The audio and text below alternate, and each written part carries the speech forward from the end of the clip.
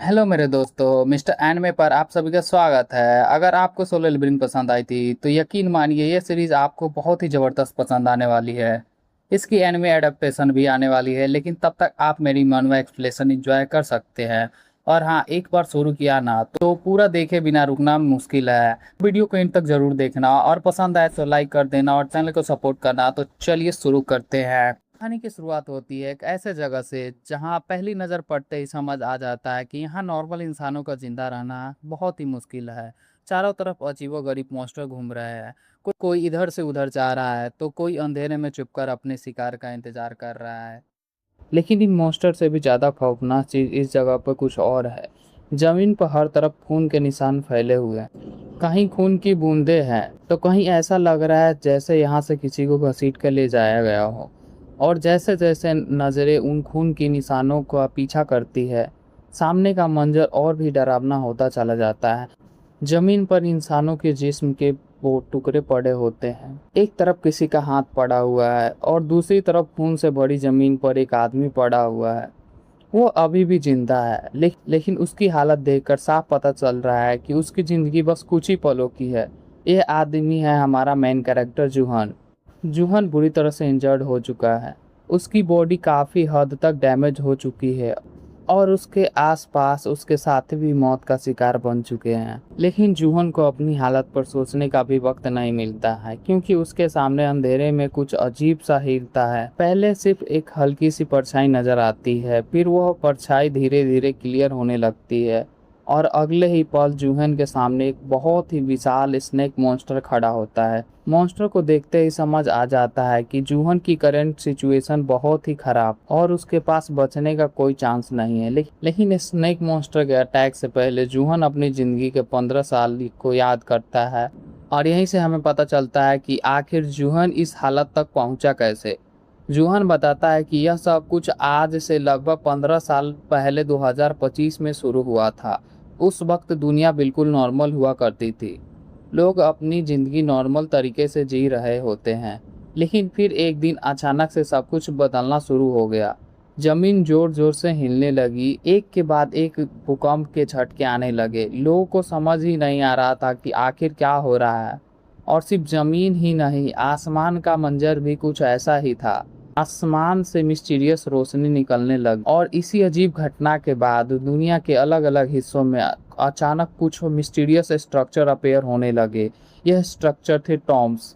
इन Tom's के अंदर ऐसी चीजें मौजूद थी जिनके बारे में तो नॉर्मल दुनिया के लोग कुछ जानते भी नहीं थे। इनमें से कुछ ऑब्जेक्ट को बाद में एक नाम दिया गया जिसे रेलिक्स बोलते हैं। लेकिन रेलिक्स सिर्फ पुरानी कीमती चीजें नहीं है।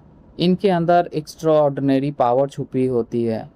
जो इंसान किसी रैली को ओबिटेन कर लेता है उसके अंदर एक अजीब और पावरफुल एबिलिटी डेवलप्ड हो जाती है। और जैसे ही इस दुनिया को रेलिक्स के बारे में पता चला, लोगों की सोच भी बदल गई। अब किसी को अपनी नॉर्मल जॉब में इंटरेस्ट नहीं था, किसी को बिजनेस की फिक्र नहीं थी। हर किसी के दिमाग में बस एक ही चीज थी, टॉम्स के अंदर जाओ, रेलिक्स ढूंढो और पावरफुल बन जाओ।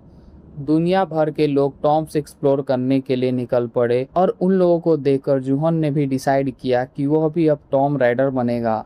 जूहन भी टॉम्स के अंदर एक्सप्लोरेशन करने लगा, लेकिन जूहन को नहीं पता था कि एक दिन उसके हाथ एक ऐसा रेलिक लगने वाला है जो उसकी पूरी दुनिया बदल देगी। एक एक्सप्लोरेशन के दौरान जूहन को एक आर्कियोलॉजिकल रेलिक मिलती है और जैसे ही वह रेलिक जूहन के हाथ में लगता है उसके साथ कुछ एक्स्ट्रा ऑर्डिनरी होने लगता है। उसके दिमाग में टॉम से जुड़ी इंफॉर्मेशन जैसे जैसे एक साथ अनलॉक होने लगती है। टॉम का स्ट्रक्चर, टॉम के सीक्रेट और उनके अंदर मौजूद डेंजर और उन्हें एक्सप्लोर करने का तरीका। जूहन की अंडरस्टैंडिंग दूसरे रेडर्स के कंपैरिजन में बहुत ज़्यादा बढ़ जाती है और वो टॉम्स को सिर्फ एक नॉर्मल एक्सप्लोर की तरह नहीं देखता है। वह उनके स्ट्रक्चर और हिडन इंफॉर्मेशन दूसरों के कहीं बेहतर समझने लगा था। जूहन को लगा था कि अब उसकी यह एबिलिटी उसके लिए सबसे बड़ी स्ट्रेंथ बनेगी। लेकिन जब वह अपने रैली के साथ टॉम के बाहर निकला, तब तक बाहर की दुनिया पहले जैसी नहीं रही थी। जिन लोगों ने सबसे पहले रैलिक्स हासिल किए थे उन्होंने अपनी पावर का मिसयूज करके नए दुनिया के सिस्टम पे पूरा कंट्रोल जमा लिया था। पावरफुल लोग और पावरफुल ऑर्गेनाइजेशन सामने आ चुके थे और अब कोई भी आदमी अपनी मर्जी से कोई इंडिपेंडेंट टॉम राइडर नहीं बन सकता था। अगर किसी को टॉम एक्सप्लोर करने थे तो उसे किसी ऑर्गेनाइजेशन या पावरफुल ग्रुप के अंदर काम करना पड़ता था। जूहन के पास ऑप्शन बहुत कम थे, इसलिए आखिरकार उसे भी एक ऐसी पावरफुल आदमी के साथ काम करना पड़ा जो आदमी का नाम था क्यूवॉन। क्यूवॉन बहुत ही एम्बिशियस और लालची आदमी था। उसे जूहन के रैलिक की पावर और उससे मिलने वाली इंफॉर्मेशन की वैल्यू अच्छी तरह से पता थी। जूहन के पास टॉम की नॉलेज थी और क्यूबॉन के पास रिसोर्स और पावर, इसलिए जूहन की नॉलेज का यूज करके क्यूबॉन एक के बाद एक रैलिक हासिल करता चला गया। जितनी बार जूहन किसी टॉम के अंदर में इंफॉर्मेशन देता, क्यूबॉन उसका फायदा उठाता। धीरे धीरे क्यूबॉन की पावर बढ़ती गई और एक वक्त ऐसा आया जब क्यूबॉन दुनिया का सबसे बड़े रैलिक होल्डर में से एक बन गया। लेकिन यहाँ सबसे बुरी बात यह थी कि क्यूबॉन को इतना पावरफुल बनाने में जूहन का सबसे बड़ा हाथ था। फिर भी किसी ने जूहन को इम्पोर्टेंस नहीं दी। लोगों की नज़र में जूहन बस कोई